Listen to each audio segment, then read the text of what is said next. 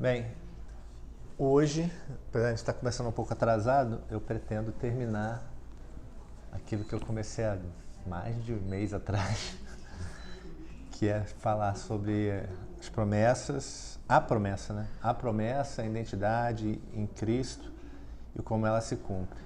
E eu vou terminar com Davi, né? Conforme eu tinha falado que faria, né? Passei por todos aqueles que eu gostaria de falar. Teve um bônus que foi Jacó, que eu não tinha planejado falar, acabei falando dele. E aí a gente vai entrar em Davi em 2 Samuel capítulo 7. Segundo livro de Samuel, capítulo 7. Parte do 1. Então, pode ser. Vamos lá. A partir do capítulo 1, do versículo 1. O rei Davi já morava em seu palácio e o Senhor lhe dera descanso de todos os seus inimigos ao redor. Só contextualizar aqui. 1 Samuel é a história do reinado de Saul e a ascensão de Davi. O livro de 2 Samuel em diante já é o reinado de Davi e até como ele deságua no reinado de Salomão. Então, nesse momento aqui do livro, Davi já está consolidado como rei e ele já tinha obtido paz em relação aos seus inimigos. Ele está tranquilão, vamos dizer assim. E aí por isso que ele fala, né, que estava tudo bem, não tinha paz com seus inimigos. E aí certo dia ele disse ao profeta Natã, aquele mesmo que o advertiu do pecado com Batseba, né? Aqui estou eu morando num palácio de cedro, enquanto a arca de Deus permanece numa simples tenda. Natã respondeu, faz o que tiveres em mente, pois o Senhor está contigo.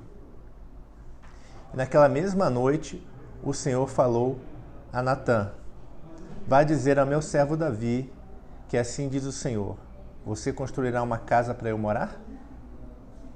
Não tenho morado em nenhuma casa desde o dia em que tirei os israelitas do Egito.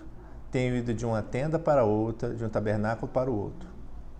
Por onde tenho acampado, acompanhado os israelitas, alguma vez perguntei a algum líder deles, a quem ordenei que pastoreasse Israel, o meu povo, por que você não me construiu um templo de cedro? Agora, pois, diga ao meu servo Davi. Antes de eu continuar, para não ficar muito longo, é importante eu falar isso aqui. Aqui é o 2 Samuel, capítulo 7, é um momento em que Deus realmente vai falar qual é o negócio dele com Davi. Bem claramente, bem didaticamente. Então Davi estava lá e ele fica incomodado. Ele fala, caramba, eu estou aqui no palácio e a arca de Deus está na tenda. Essa tenda é importante porque ela é a referência, na verdade, do que seria o cumprimento da promessa de Deus, né? E veja bem, você vê como é anacrônico o negócio. Davi ele se incomodou com a tenda. Mas a gente vai ver em Amós capítulo 9 e em Atos capítulo 15 que Deus fala que vai restaurar a tenda. E Davi se incomodou com a tenda. Percebe que mesmo Davi, todas as vezes que eu for falar da promessa, né? Falei da promessa com todos aqueles personagens bíblicos que eu citei, Abraão, Moisés, Jacó, falei na conversa dele com Adão, nenhum deles, na verdade, compreendeu a dimensão plena da coisa. Sempre eles tiveram... É como se fosse, eles tivessem um lampejo de eu acho que eu entendi. Mas eles não entenderam plenamente. Mesmo Davi não entendeu. Porque ele fala assim, pô, estou incomodado com essa tenda aí. E Deus fala, não, mas essa tenda é que eu vou restaurar. Lá na frente, ele não chega a falar isso para Davi aqui. É Amós que fala, profetiza, né? Mas tinha algo especial na tenda. E Davi, ele se incomodou com isso. E aí, eu já ouvi algumas pregações nessa passagem, as pessoas falando, né? Os pregadores falando, né?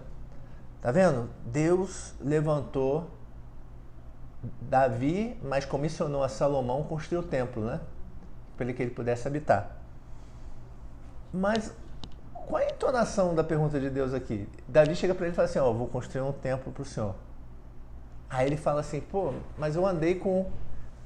Num primeiro momento, se você ler rápido, você vai pensar que assim, pô, Deus está reclamando que ele caminhou com o povo no deserto e ao caminhar com o povo no deserto não tinha um lugar para ele, andou de tenda em tenda, vagando, né? Porque é o que está escrito aqui. Só que aí ele faz uma pergunta retórica, mas alguma vez, estando nas tendas, eu pedi para algum líder construir um templo para mim? Ele começa a conversa com Davi falando assim, você vai construir um templo para mim? Aí ele fala, mas eu andei no deserto, tal. Alguma vez eu pedi para alguém construir um templo? Ele está dizendo assim, pô, você acha que eu tô querendo um templo de madeira de cedro, bonitão, né? É isso mesmo, esse é o foco. E pulei aqui sem querer. Aí ele continua, né? Cadê? Ele estava no...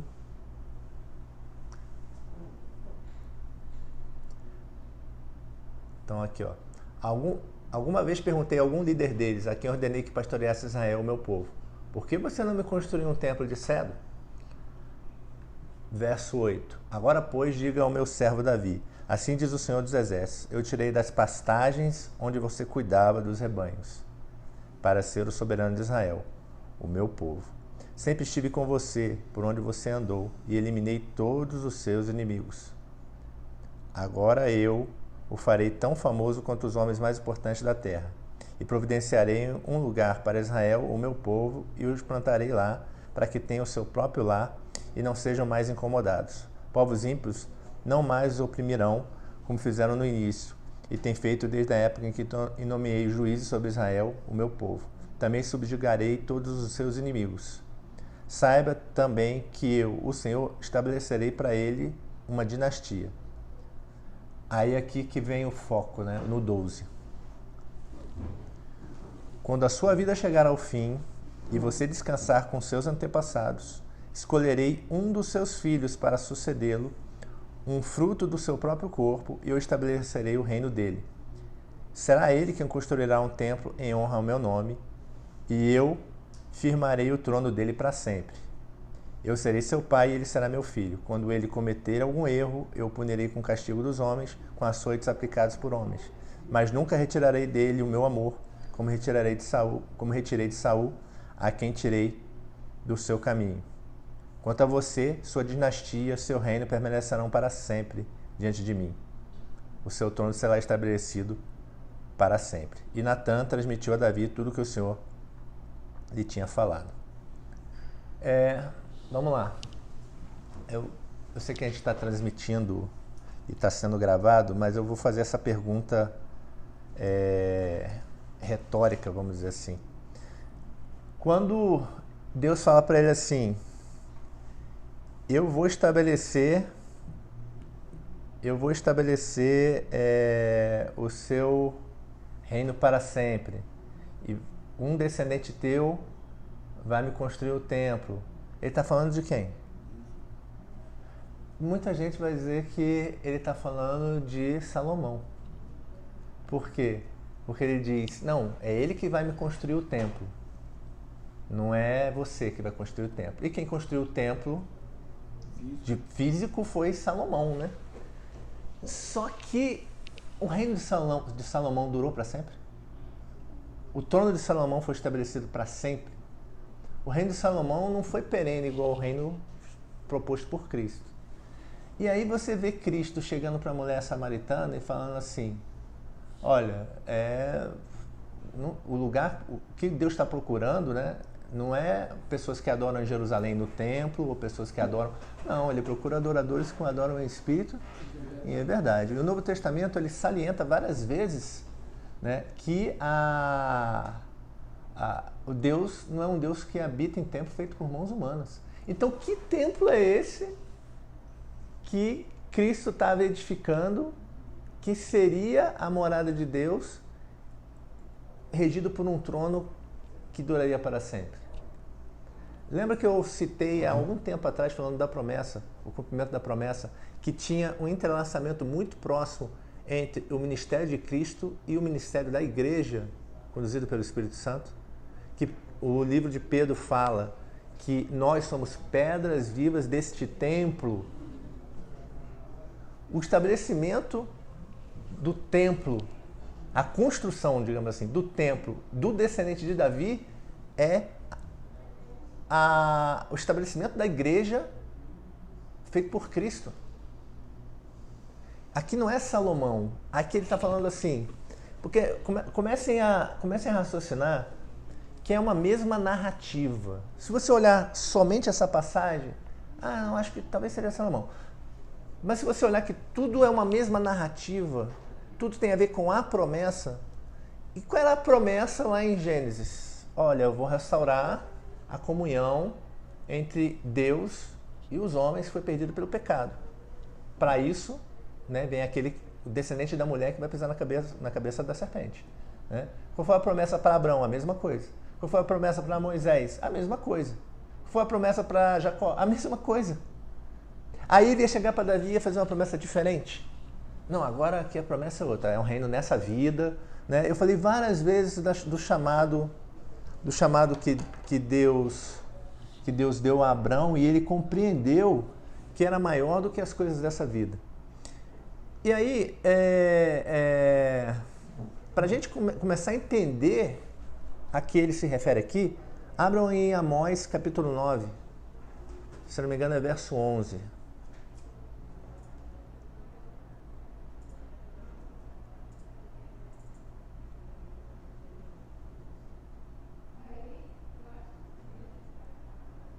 Pode ler do... Volta 10 aí. Não, vai, 11 mesmo. Amós 9:11. Né? Não sei, é melhor ler para ficar mais audível, né? Naquele dia levantarei a tenda caída de Davi, consertarei o que estiver quebrado, restaurarei as suas ruínas. Eu a reerguerei para que seja como era no passado, para que meu povo conquiste o remanescente de Edom e todas as nações que me pertencem.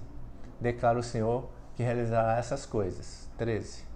Dias virão, declara o Senhor, em que a ceifa continuará até o tempo de arar, e o pisar das uvas até o tempo de semear.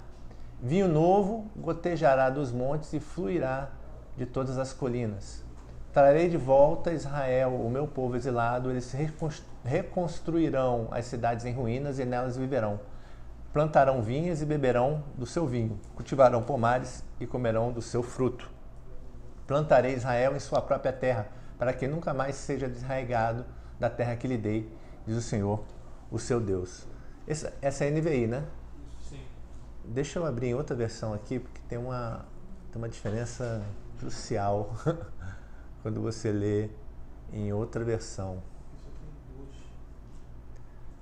Se você abrir, estou abrindo aqui, Amós 9:11. No verso 13, se eu não me engano, numa versão que não é NVI, ele fala assim, cadê?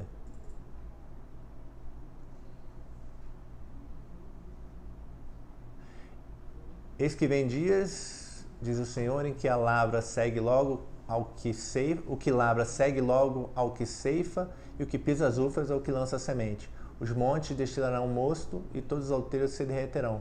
Mudarei a sorte do meu povo de Israel, reedificarão as cidades assoladas, e nelas habitarão, plantarão vinhas e beberão seu vinho, farão pomares e lhe comerão fruto. Plantá-lo-eis na sua terra, e dessa terra que lhes dei já não serão arrancados, diz o Senhor, seu Deus. Cadê?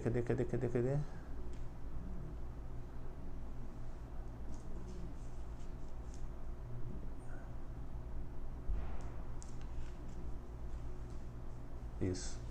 Então, abram também, antes de eu fazer o comentário, abram em Atos 15.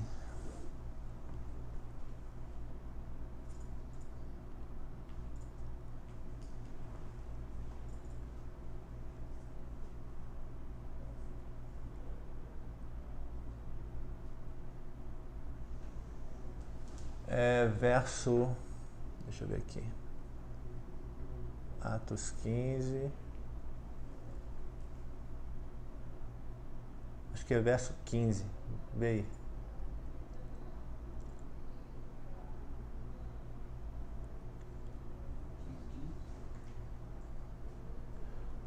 É o 15 mesmo. Mas vamos um pouquinho antes, vamos do, deixa eu ver, 12.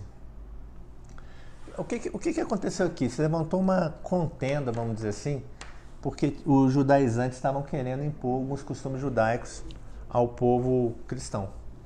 E aí, houve esse que é chamado de o Concílio de Jerusalém, né? Onde os apóstolos se reuniram para julgar aquilo que o povo judeu estava demandando, principalmente os fariseus convertidos, né? Estavam demandando dos gentios convertidos. E aí, Pedro fala que foi chamado aos gentios, que o Espírito Santo foi derramado aos gentios tanto quanto a eles, e ele dá um parecer interessante. Ele fala assim: não vamos impor aos gentios uma carga que nem mesmo nós conseguimos carregar. E a gente quer impor isso a outras pessoas, né? Que é a prática da circuncisão e outras coisas. E aí, Paulo e Barnabé, eles começam a narrar aquilo que Deus fez através deles no meio dos gentios, né? Aí está aqui no 12, ó. E toda a multidão silenciou, passando a ouvir a Barnabé e a Paulo, que contavam quantos sinais e prodígios Deus fizera por meio deles entre os gentios. Depois que eles terminaram, falou Tiago, dizendo: irmãos, atentai às minhas palavras. Expôs Simão, Pedro, né? Como Deus primeiramente visitou os gentios a fim de construir dentre eles um povo para seu nome. Ou seja, aquilo que Pedro falou, Tiago corroborou. Conferem com isso as palavras dos profetas, como está escrito. Aí ele fala: cumpridas essas coisas, voltarei e reedificarei o tabernáculo caído de Davi, e levantando de suas ruínas, restaurá-lo-ei. Ele está citando quem? Amós. Então, Tiago, ele fez associação direta daquela promessa, né? Virá um tempo em que, com aquilo que estava acontecendo ali. E o que estava acontecendo ali? O povo gentio sendo agregado junto com os judeus como povo de Deus. Ou que a instituição de uma igreja universal, sem distinção de grego, gentio, mulher, homem, preto, branco, nordestino, sulista, velho, novo, criança. Ou seja, ele estava dizendo assim: a restauração da tenda caída de Davi é a igreja, é a plenitude da igreja. Quando você olha isso e entende a promessa que Deus fez a Davi, foi logo depois do quê? Dele ter erigido uma tenda. Abram aí 1 Crônicas 16.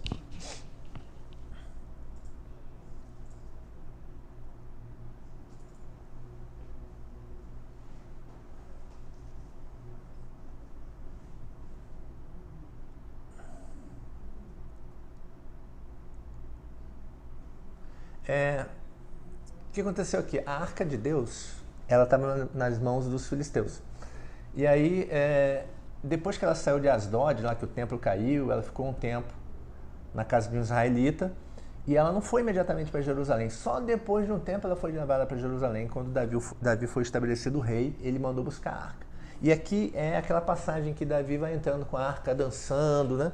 E aí a mulher dele, Micai, vê ele dançando e fala assim: suas vergonhas apareceram aí para todo mundo, né? E desprezou Davi.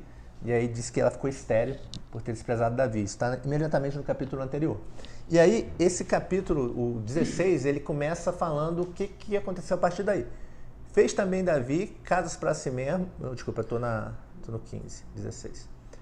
Introduziram, pois, a arca de Deus e a puseram no meio da tenda que lhe armara Davi. Esse aqui é a tenda caída de Davi. Esse é o tabernáculo de Davi. Que ele mesmo falou assim: não, isso aqui eu preciso fazer algo maior e melhor para Deus. Mas Deus está falando: não, esse aqui é o melhor, cara. Davi estava falando assim: cara, vou construir um templo de pedra, né? Pô, vai ter uma ordem aqui, vai ter isso, vai ter aquilo.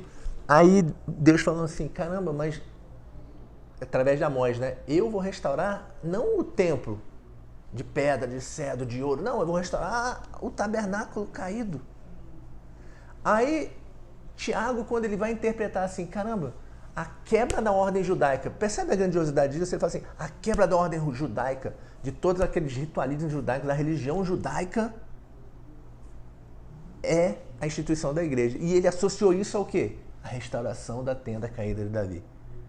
Então, quando você olha para a tenda de Davi, se ela é a personificação da igreja, quais são as características da tenda de Davi? A gente olha aqui no capítulo 16 e a gente vai ver o que a igreja tem que ser e qual a promessa, como isso se reflete na promessa de Deus para a plenitude dos tempos.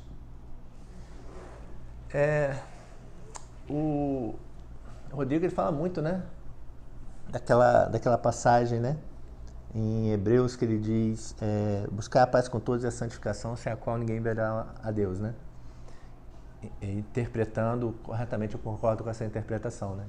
Que você mostra a Deus às pessoas através de quem você é, né? A igreja mostra às pessoas o reino de Deus através do que ela é. E, infelizmente, hoje as pessoas estão associando a igreja com instituição religiosa, que está muito mais para o templo de cedro do que para a tenda caída de Davi. Está muito mais para uma instituição religiosa formalística, segregadora de pessoas, do que para a tenda caída de Davi, que é aquela que Deus falou que vai restaurar. Então ele está falando assim, eu vou restaurar o simples. Eu vou restaurar o singelo. Por quê? Como eu falei para a mulher samaritana, eu não estou preocupado, né, com a grandiosidade. Templos bonitos, equipamento de som, né, alto-falantes, folheada a ouro, bancos confortáveis, programações, né? Ministério das Crianças, Ministério das Mulheres, Ministério não sei o quê, Ministério não sei o que mais lá, né? Jiu-jitsu, aula de inglês, e tem todas as... Assim, caramba! Deus falou, cara, eu não preciso de nada disso. Eu não preciso de nada, eu preciso da tenda caída de Davi. É simples, é singela, é de coração. Porque a gente está falando de um homem segundo o coração de Deus. Um homem que chegou para Mefibosete e falou assim, vem cá, você vai sentar na minha mesa. E ele fala, quem sou eu para o rei se lembrar de um cão morto? Não vai ser mais dentro do mesmo tema, mas eu vou falar sobre Mefibosete mais para frente, que eu já estou meditando nisso faz tempo. Mas vamos lá. Ele fala assim, e trouxeram, né? E puseram no meio da tenda que lhe armara Davi, e trouxeram holocaustos e ofertas pacíficas perante a Deus. A primeira característica da tenda de Davi é um local de holocaustos e ofertas pacíficas. Qual é a grande diferença de holocaustos e ofertas pacíficas para todas as outras ofertas e holocaustos do Antigo Testamento? Ela era voluntária. Ela era voluntária. Segundo, quando você sacrificava e fazia uma oferta pacífica, quando você fazia outras ofertas, você não partilhava da refeição. Ela era parte para o sacerdote, parte era queimada no altar. A oferta pacífica não. Era só uma parte separada para os sacerdotes, parte era oferecida a Deus, mas ela era consumida por toda a família. Você percebe que a tenda caída de Davi, ela é muito mais inclusiva do que exclusiva? Ela já não está tentando ensinar princípios como era o templo. Eu não estou descartando o templo nem o tabernáculo. Eu estou dizendo que ele teve um propósito naquela época para ensinar alguma coisa.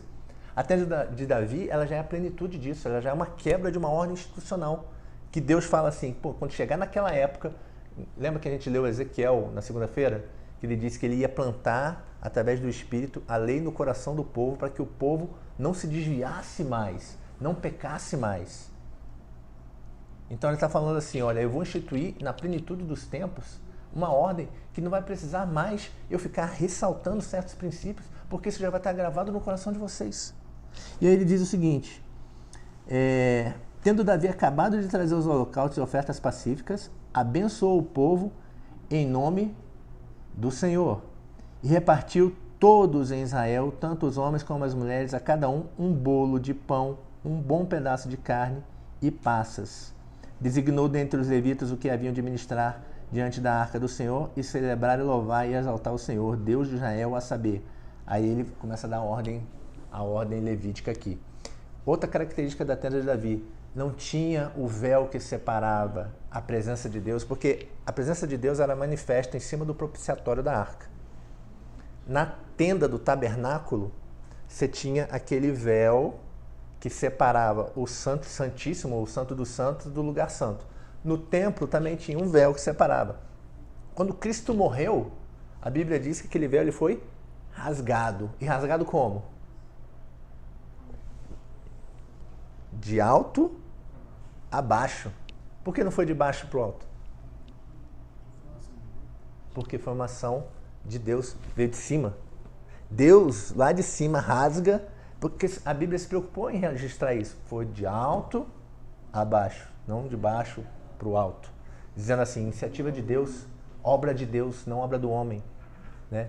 Ele rasgou o véu. E quando ele fala assim, caramba, eu vou restaurar a tenda caída de Davi. Ele está falando o quê? Eu vou restaurar essa comunhão. A tenda caída de Davi não tinha essa separação.